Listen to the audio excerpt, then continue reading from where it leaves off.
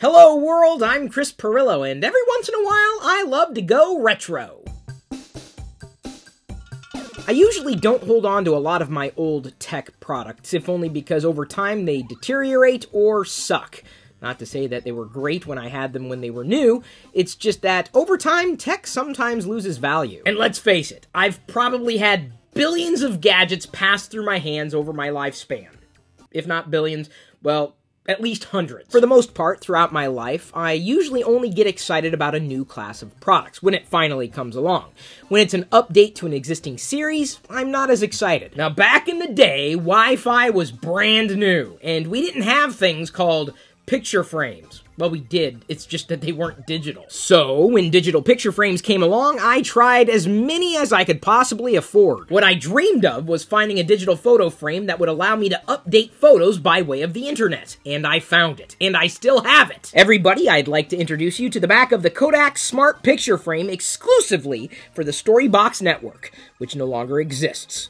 The StoryBox network doesn't exist. Obviously, the frame still exists. And it still works.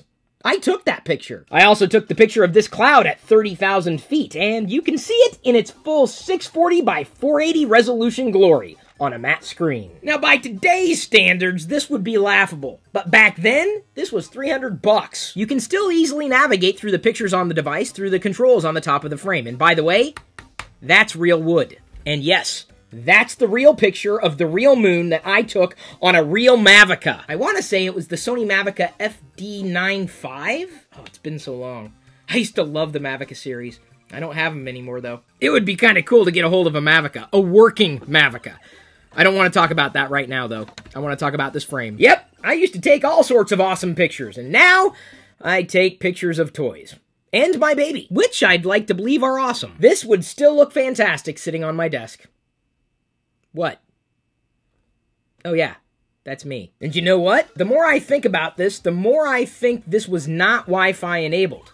If only because there's an RJ11 jack on the bottom. It connected by the way of a POTS line. Yeah, back in the day, this was our only network option. Wi-Fi would have been a dream, though the pictures I took back then were a nightmare.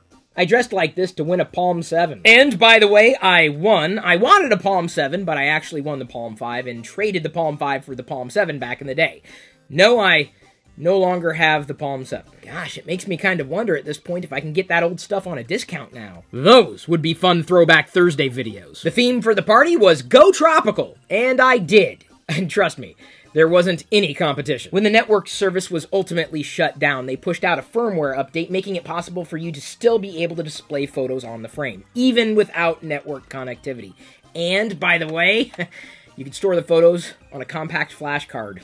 Wow! A whole 256 megabytes worth! 256 megabytes on solid-state storage back in the day was huge. I suppose if I wanted to, I could load more photos onto this frame, but I won't, because quite honestly, iPads are better. But in the late 90s, this was cutting edge. In my day, digital photo frames didn't have touchscreens. It is kind of funny. I do remember connecting this to the internet, but I thought it was Wi-Fi. It's kind of hard to imagine a time in my life when we didn't have Wi-Fi.